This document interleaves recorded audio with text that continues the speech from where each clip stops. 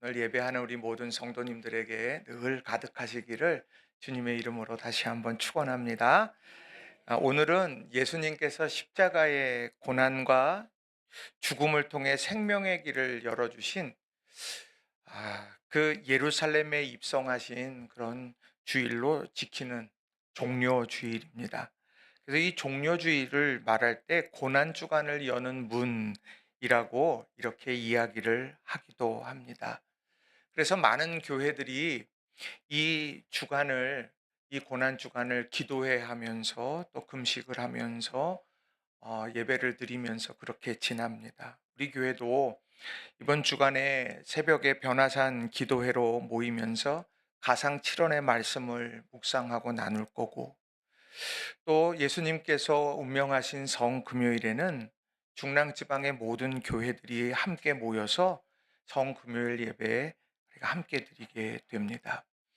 세상 사람들에게는 그저 4월의 어느 날 이 정도일지 모르지만 우리 믿음의 사람들에게는 거룩한 그런 주간이 된다는 거죠. 그런데 그런 거룩하고 중요한 주간을 지나면서 그 의미를 바로 안다는 것, 이것은 우리에게 너무도 중요합니다. 그래서 저는 오늘 우리 십자가의 길에 담겨져 있는 중요한 의미들, 특별히 두 가지를 여러분들과 같이 좀 살펴보려고 합니다. 이 두 가지의 말씀을 가슴에 이렇게 새기고 믿음 안에서 이 한 주간을 지내시기를 부탁을 드립니다. 자, 첫 번째로는요, 십자가의 길은 생명을 살리는 구원의 길이라는 겁니다. 한번 따라해 봅시다. 십자가의 길은 생명을 살리는 구원의 길입니다. 십자가의 길은요, 살리는 길이에요.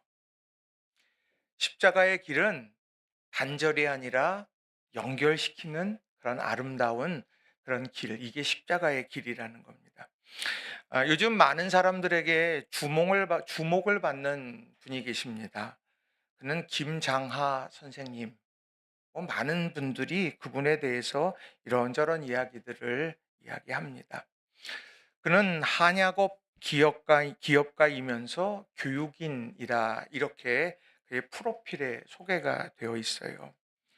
성인이 되기도 전에 한약업사 시험에 합격을 했고요. 남성단 한약방을 개업해서 2022년까지 활동하면서 많은 일들을 하셨어요. 그리고 1983년도에는 20년 동안 모은 돈으로 진주에 소재하고 있는 명신고등학교를 설립하고 1991년도에는 학교를 국가에 헌납한 교육인이기도 합니다. 당시에 얼마나 그게 큰 규모였느냐 했더니 한 100억 대의 그런 규모, 이 학교가 가지고 있었던 것이 그 정도였다 이야기를 합니다. 그리고 이분은 형평운동이라는 것을 했었는데, 그것을 이어서 그것을 기념하는 일들을 했는데, 이 형평운동이라는 것은 이런 차별받던 백정들까지도 차별 없는 세상에서 살게 한다, 이런 아주 의미 있는 1920년대에 일어났던 운동을 기억하고 이제 그런 일들을 아름답게 세워가려고 참 많은 노력을 기울인 분입니다. 그런데 이분이 얼마나 많은 사람들의 입에 회자가 되었는지 이분에 대한 그런 다큐멘터리가 제작이 됐었고, 이제 그것이 넷플릭스에서 방영이 됐고, 이제는 영화관에서도 이제 이런 부분들을 이제 하려고 한다 하는 이야기를 들었습니다. 저도 소개를 받고는 그 다큐멘터리를 이렇게 보았습니다. 그 다큐멘터리를 보면서 가정폭력 피해 여성들이 머물 내일을 여는 집, 이것을 설립할 때에도 전폭적인 지원을 이분이 하셨습니다.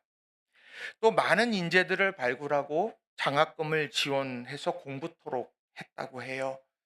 지금은 뭐 의대 교수도 있고 뭐 외국에서 교수로 하는 분들, 법률가도 있고 뭐 다양한 사람들이 그 김장하 장학금 수요, 김장하 퀴즈로서 여러 사회에서 중요한 일들을 많이 한다고 합니다. 너무도 고마워서 그분에게 인사를 한번 하려고 하면 "내게 빚을 갚지 말고 이 사회에 빚을 갚아라", 이야기를 하기도 했고, "내가 너 어떻게 내가 너를 지원해서 길렀는데." 하면서 공치사를 한 적도 없다는 거죠. 그래서 관공서에 이제 관직에 올라 있는 이들이 "선생님, 제가 식사 대접 꼭 한번 하고 싶습니다." 그랬더니 선생님께서 하시는 말씀이 "내가 공직에 있는 사람한테 얻어먹을 수는 없다고."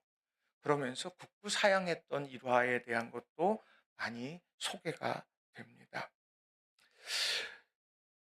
첨예하게 좌우로 나눠져 있는 요즘 같은 때에 우리가 기억해야 될 여러 부분들, 그의 한 인생을 통해서 우리가 주목해야 될 부분이 무엇일까 다시 한번 살펴보게 됩니다. 1944년 1월 생이시니 고령이시죠. 어제보다는 오늘, 오늘보단 내일 육신은 쇠약해 갈 것이고, 그리고 이전보다 앞으로 더 하실 일들이 더 크고 확장되기는 어려울 거예요. 그런데 중요한 것은 그가 걸어왔던 다른 여러 것을 다 차치하더라도 그가 걸어왔던 많은 일들 하나하나가 후세들에게 좋은 반향을 일으킨다. 그것은 참 좋은 의미가 있을 거라는 겁니다. 그 다큐멘터리를 보면서 여러 생각들을 해보게 됐습니다. 우리가 오늘도 걸어가는 그 길, 또 앞으로 걸어갈 길, 그 길은 그냥 아무 의미 없이 걷는 길이 아니라 그 길을 걷다 보면 어느새 열매가 맺혀질 거다. 이런 것을 다시 한번 생각해 보게 됩니다. 10년 후에 우리가 지금 계속 우리가 이 믿음의 길을 걸어갔을 때에 어떤 열매들이 맺혀질까? 내가 직장에서 최선의 노력을 다하면서 달려가는 우리들의 이 뒤편에 과연 어떤 열매가 맺혀질까?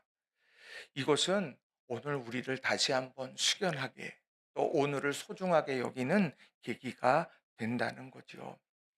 예수님께서 공생애의 3년을 지나오시면서 예수님께서 걸어가신 길에도 많은 열매들이 맺혀졌습니다. 예수님께서는 제자들에게 이런 말씀을 하셨어요. 요한복음 12장 24절에 보면 "내가 진실로 진실로 너희에게 이르노니 한 알의 밀이 땅에 떨어져 죽지 아니하면 한 알 그대로 있고 죽으면 많은 열매를 맺느니라." 유명한 말씀입니다. 한 알의 밀, 하나의 존재, 그것이 땅에 떨어져서 죽게 되었더니 많은 열매들을 맺게 됐다. 한 사람 아담으로부터 시작된 죄악의 열매가 세상으로 퍼져 확장됐다면 예수님의 십자가 죽으심으로 말미암아 구원과 영생의 열매들이 맺혀지는 걸 이야기하고 있다는 거죠. 그러고 보면 예수님이 걸어가신 모든 길목에 병자들이 치유함을 받았고, 귀신 들렸던 이들이 자유함을 경험했고, 그리고 고통 중에 있던 사람들이 해방의 아름다운 역사들을 경험했다는 것입니다. 그렇게 3년여의 시간을 지나오시면서 예수님은 이제 그 막다른 마지막 십자가의 길을 걷기 위해서 예루살렘을 입성하고 계시는 겁니다. 예수님께서는 입성하시면서 제자들에게 예수님께서 걸어가시는 이 길의 의미가 무엇인가를 다시 한번 행동을 통해서, 또 메시지를 통해서 전해 주셨습니다. 우리가 함께 읽은 마태복음 21장 1절과 2절의 말씀 제가 좀 읽어 드립니다. 그들이 예루살렘에 가까이 가서 감람산 벳박에 이르렀을 때에 예수께서 두 제자를 보내시며 이르시되 너희는 맞은편 마을로 가라. 그리하면 곧 매인 나귀와 나귀 새끼가 함께 있는 것을 보리니 풀어 내게로 끌고 오라. 우리가 잘 알고 있는 말씀이에요. 예수님께서 예루살렘으로 가까이 가시다가 한 3km쯤 예루살렘에서 거리를 두고 있는 벳바게를 지나면서 제자 둘을 부르지요. 그 맞은편 마을로 가서 거기에 가면 매여 있는 나귀가 있고 나귀 새끼가 있을 텐데 풀어서 내게로 끌고 오라. 이렇게 말씀을 하십니다. 제자들이 그 얘기를 처음 들었을 때 첫 번째 든 생각은, 아니 예수님이 왜 그러실까? 그중에 특별히 뭐냐? 예수님은 예루살렘에 처음 들어가신 것이 아니고 들어가실 때마다 걸어서 들어가셨습니다. 가버나움으로 가실 때든 나사렛이든 베단이든 어디든 가실 때마다 항상 도보로 움직이셨습니다. 그런데 예루살렘 처음 올라가는 것도 아닌데 오늘 왜 갑자기 나귀 새끼를 내게 가져오라고 풀어 가져오라고 이야기를 하실까? 아마 의아해했을 겁니다. 근데 성경을 보면 제자들은 예수님께서 하신 말씀을 따라서 순종해서 그렇게 그 마을로 들어가서 나귀 새끼를 가지고 왔다는 것이죠. 그런데 여기에는요, 엄청난 의미를 담고 있는 중요한 예언의 확증에 대해서 우리에게 전해주고 있다는 겁니다. 자, 마태복음 21장 5절에 보면 이렇게 기록을 합니다. 시온 딸에게 이르기를 내 왕이 내게 임하나니 그는 겸손하여 나귀 곧 멍에 매는 짐승의 새끼를 탔도다 하라 하였느니라. 말씀을 갑자기 인용을 하십니다. 그러면서 이 인용을 하시는데 이 말씀이 어디냐? 스가랴서 9장 9절의 말씀입니다. 이 예언의 말씀을 오늘 보여주고 확증해 주신다는 거예요. 거기에 보면 바로 예수님 왕으로 오시는 그분이 겸손해서 나귀 멍에 매는 짐승의 새끼를 탔다.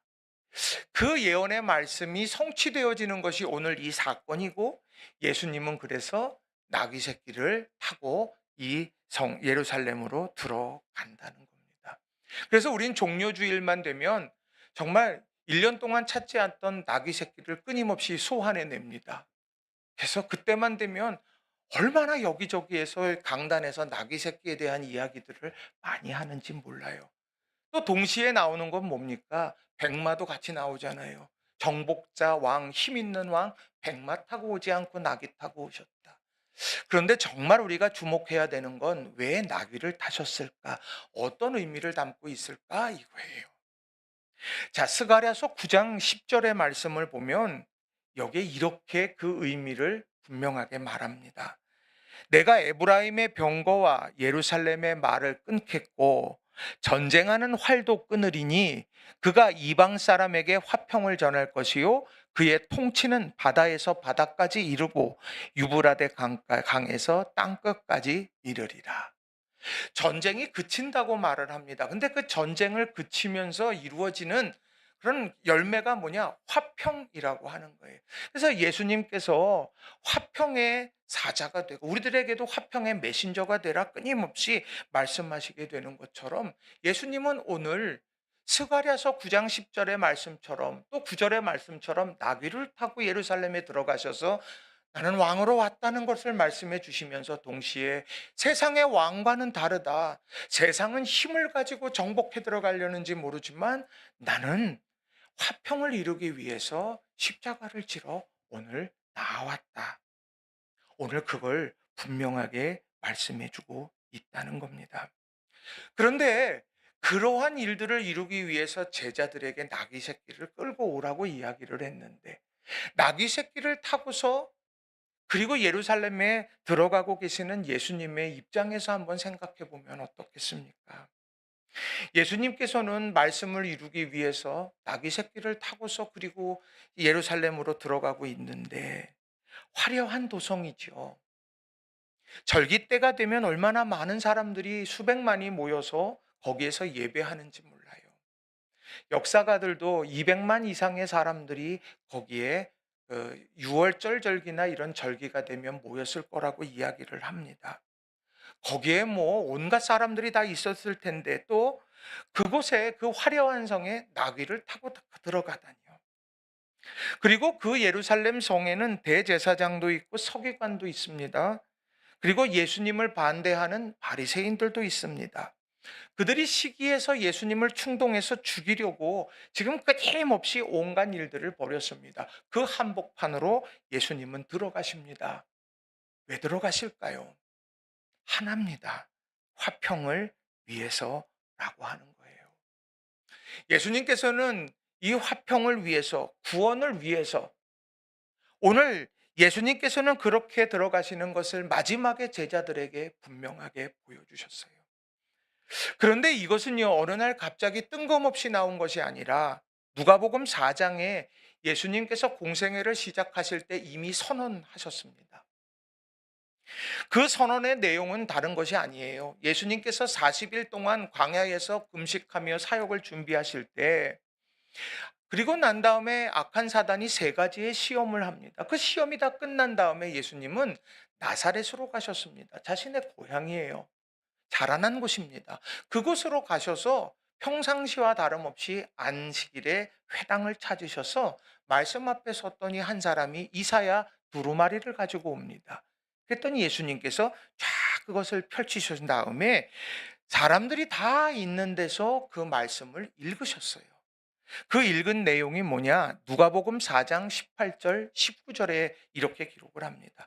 주님의 성령이 나에게 내리셨다.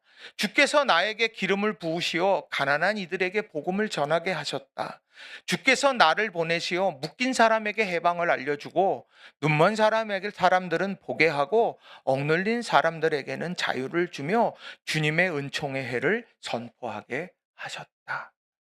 그러니까 예수님께서 처음 공생애를 시작하면서 기도로 시작했고, 기도로 시작했을 때 악한 사단이 유혹하고 시험했고, 그것을 이겨내시고 들어가서 첫 번째에 공개적으로 말씀하시고 읽으셨던 것, 그것은 바로 은총의 해를 선포하리라.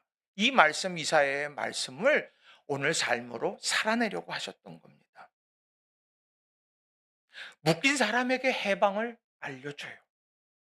눈먼 사람에게 보게 합니다. 오늘도 억눌려 살아가는 사람들에게 진정한 자유를 주시려고 하는 것.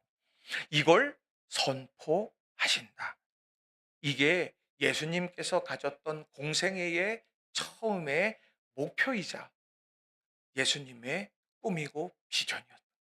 그리고 오늘 예수님께서 마지막에 공생애의 마지막으로 치닫는 이 종려주일에 다시 한번 새끼 나귀를 풀어오게 하셔서 그걸 타고 가시면서 진짜 주님이 원하시는 것이 무엇일까? 하나님과의 아름다운 화평, 믿음 안에서 살아가는 이들의 화평, 이것을 이루어 가시려 했다는 거죠. 오늘 우리가 종려주의를 맞이했다라고 하는 것, 그것은 무엇이겠습니까? 예수님께서 걸어가신 십자가의 길을 함께 걷는 것 아니겠습니까? 그렇다고 하면 말씀을 따라서 나귀를 끌어온 제자들처럼 하실 수 있겠습니까? 예수님께서 어느 날 우리에게 그렇게 하라. 내 이성적으로는 이것이 남의 나귀를 가지고 온다. 성경은 뭐 어떻게 얘기가 되었는지 자세하게 말하지 않지만, 그러나 그렇게 끌어오라 했을 때에 나는 과연 어떻게 할 수 있었을까? 또 나귀 주인, 세상에 귀하지 않은 것이 어디 있겠습니까? 나귀 가격을 미처 제가 알아보지는 못했어요, 얼마인지. 그런데 예를 들면 나귀 새끼와 나귀가 어미가 같이 있는데 누군가 낯선 사람이 와서 그거를 끌어가는데, 이게 뭐 하는 겁니까? 주가 쓰시겠다 말씀하십니다. 그럴 때에 나는 그 일들 앞에 그것을 받아들일 수 있겠느냐라고 하는 것이죠. 그리고 나귀는 어떻습니까? 한 번도 타보지 않은 나귀라고 말합니다. 그건 경험도 없다는 거예요. 누굴 태워본 경험이 있어야지, 그래야지 그게 익숙할 텐데, 그런 경험조차 없는 어린 새끼 나귀.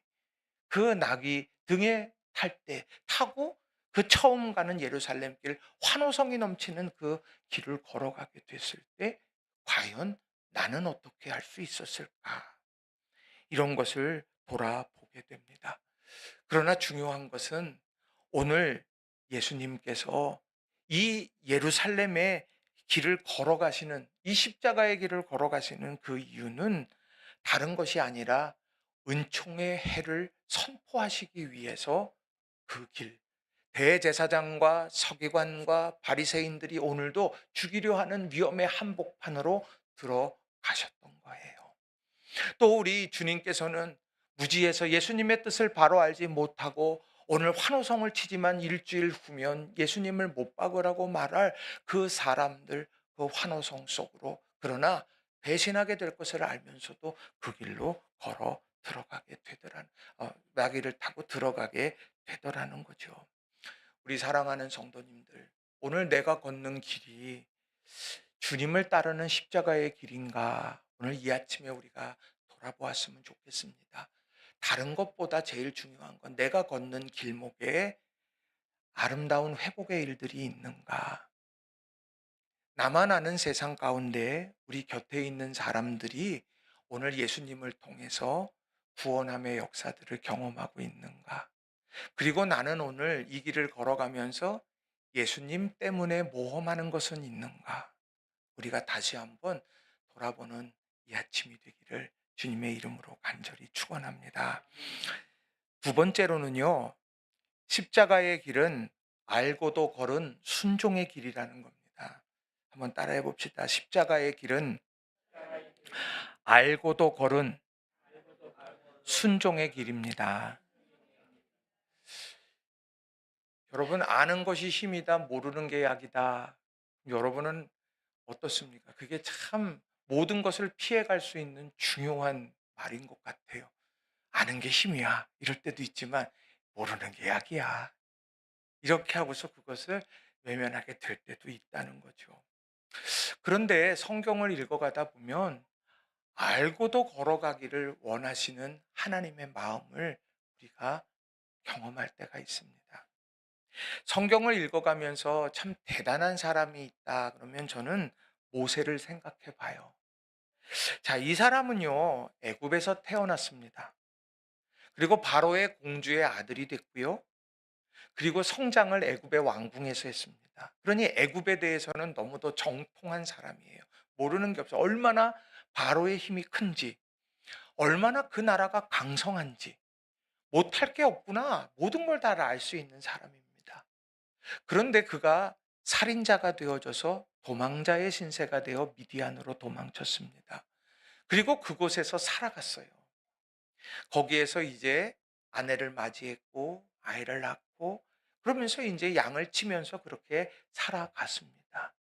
그렇게 40년의 세월이 지나서 80세의 노구가 되었는데 그런데 그때 하나님께서 부르십니다. 그리고 사명을 주세요. 애굽으로 가서 민족을 구원하라. 차라리 아무것도 모르는 사람이라고 하면 네, 하나님 보내시면 제가 그렇게 해보겠습니다. 그럴 수 있을 것 같아요. 그런데 누구보다도 많이 알아요. 누구보다도 애굽에 대해서 아주 탁월했고 내가 돌아가면 어떤 일이 벌어질지 너무도 잘 압니다. 그런데 주님께서는 하나님께서는 불타는 가시떨기에서 말합니다. 너는 가라. 여러분 이런 상황이 되면 여러분 어떻겠습니까? 하나님 나는요 하나님 애굽만 빼면 내가 어디든 할 수 있을 것 같아요. 그럴 수 있지 않겠습니까? 내가 바로 앞에 서는 것만 아니면 내가 뭐든지 할 수 있을 것 같아요. 근데 하나님은 거기에 뜻을 두시더라는 거예요. 요나 우리가 잘 알지요. 요나 보고 니느웨에 가서 복음 전하라고 말합니다. 니느웨는요 적국이에요. 적국의 원수예요. 우리 아버지의 원수. 막 이런 분위기. 근데 거기 가서 복음을 전하라고 합니다. 도망쳤지요. 다시스, 지금의 스페인 쪽으로 도망을 쳤습니다. 근데 그렇게 도망을 치게 됐는데 하나님은 결국 그를 어떻게 합니까? 때로는 폭풍 속에서, 풍랑 속에서, 또 때로는 큰 물고기 뱃속에서 이렇게 있으면서 결국엔 그는 니느웨에 가서 복음을 전할 수밖에 없게 되어 버렸습니다. 왜 굳이 요나일까? 하나님 내가 거기 아니면 다른 것은 내가 얼마든지 할 텐데 그것만 그 니느웨에서 복음 전하는 것만큼만은 그런데 하나님은 굳이 니느웨에 가서 요나에게 복음을 전하라고 말합니다. 거기에 흐르는 것은 뭐냐? 바로 아는 것을 넘어서 순종의 길로 나아갈 때 새 역사가 일어난다는 거예요. 예수님께서도 마찬가지입니다. 예수님께서도 겟세마네 동산에서 기도하실 때에 주여 이 잔을 내게서 떠나게 해달라고 기도하시면서 동시에 오늘 하나님의 원대로 하소서. 내가 이거 다 알아요, 하나님. 어떤 일이 벌어질지 내가 다 알고 이미 말씀해 주셨잖아요. 다 알고 있는데 하나님, 차라리 모르는 상태에서 가게 하셨다면 얼마나 좋겠어요.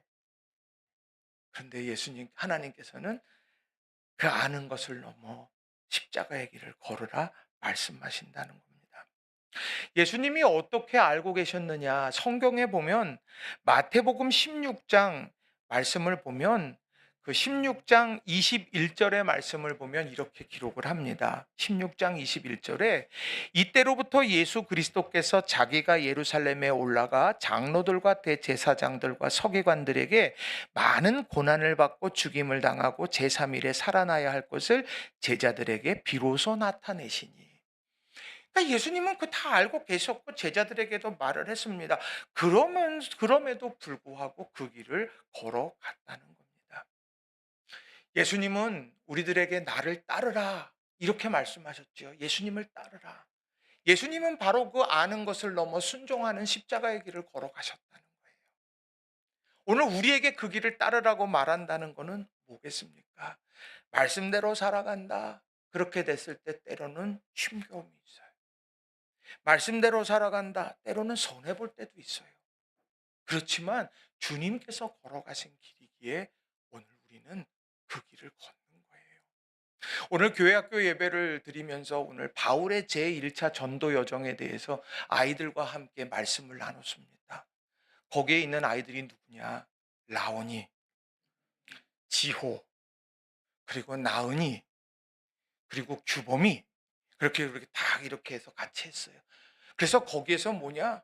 바울 사도에게 너는 이방인의 빛이다. 하나님 주님이 말씀하셨고 그렇게 선포해라 하는 이 말씀 속에서 곳곳에 가서 때로는 돌에 맞아도 이 복음을 전했고 때로는 사람들이 질시하고 모욕하고 그래도 복음을 전했고 이 얘기를 쫙 한 다음에 제가 애들한테 물었습니다. 너희들 집에서 혹여나 교회 가지 말라 그러면 니는 어떻게 할 거야? 때려 어떻게 할 거야? 그랬더니 나은이가 교회 올 거예요. 그 내가 너 대단하다. 규범이한테 제가 딱 물었습니다. 규범아, 너도 그렇게 할 거지? 그랬더니 네. 내가 그래서 아이들을 보면서 제가 아침부터 은혜를 받았습니다. 애들이 얼마나 그런 마음, 그게 실제로 얼마나 힘들고 어려운지 아직은 아무것도 모르겠지만, 그러나 그 마음의 고백이, 아, 나도 바울처럼 복음의 그런 마음을 가지고 내가 살아가겠다. 이방인의 빛이 되어야 되겠다. 이런 마음을 갖는다는 게 얼마나 감사하던지요. 그런데 오늘이요, 예수님께서 그러한 길을 걸어가는데 전혀 그 길에 대해서 이해하지 못하는 많은 사람들이 있었습니다. 나귀를 타고 왜 오시는지, 예수님께서 오셔서 어떤 일을 하시려고 하시는지, 이런 것들에 대해서 이해하지 못하고 그저 내 기대에만 사로잡혔던 많은 사람들이 종려나무 가지를 흔들면서 자신들의 겉옷을 길에다 깔면서 그런 오시는 주님을 찬미합니다. 호산나 다윗의 자손이여 우리를 구원하소서 그러면서 막 소리칩니다. 그런데 중요한 건 거기에 예수님은 어떠한 말씀도 하고 계시지 않더라는 겁니다. 예수님도 유혹받지 않았겠습니까? 이 환호성을, 이 지지의 이런 만세의 이런 소리들, 찬미의 소리들을 내가 방향만 조금 바꾸면 바리새인도 서기관들도 그리고 나를 지금 앞으로 고통스럽게 할 많은 사람들에게 도리어 되갚아 줄 수 있는 그런 절호의 찬스가 될 수도 있었을 거라는 겁니다. 한마디만 하면 내가 한마디만 하면 그렇게 될 수 있는 모든 여건이 갖추어져 있었다는 거죠. 그러면서도 예수님은 그 순간에 침묵하며 그 길을 걸어갔습니다. 평행 본문인 누가복음에 보게 되면 그때 제사장들이 와서 예수님에게 이야기를 합니다. 이야기를 하면서 저 제자들을 꾸짖어 달라고, 예수님께서 오실 때에 사람들은 환호하고 제자들도 들떠서 가고 있을 때 저 제자들을 좀 뭐라고 말씀하십시오. 그럴 때 예수님이 하신 말씀이 있는데 그게 뭐 가만히 두세요. 저들이 침묵하면 오늘 돌들이 소리칠 겁니다. 이렇게 이야기하기도 했어요. 이 얘기는 뭡니까? 오늘 하나님이 정하신 그 길은 어떻게든 이루어집니다. 그런데 중요한 건 그 가운데 의미를 알고 걷는 것, 이게 중요하다는 거예요. 오늘 우리들에게 이 종려주일 아침에 우리들에게 말씀하시는 것이 무엇일까 생각해 봅니다. 여러분, 우리가 알기 때문에 주저하는 바른 길이 있지는 않습니까? 내가 경험한 적이 있기 때문에 내가 외면하고 있는 길이 있지는 않아요. 이것은요, 다른 것이 아니라 주님께서 원하시는 길들을 말하는 거예요. 신앙의 길들에 대해서 이야기를 하는 겁니다. 오늘 우리는 알기 때문에 주저하고 외면하고 부정하는 그런 길들이 있어요. 그런데 예수님은 우리들에게 말씀합니다. 사랑했기에 힘겨워? 사랑했기에 상처받았니? 그렇지만 그 길이 맞단다. 다시금 말씀하시는 거예요. 누군가를 용납하고 가슴에 품는 거 힘겹지. 때로는 억울해. 알아. 그러나 그 길이 맞단다.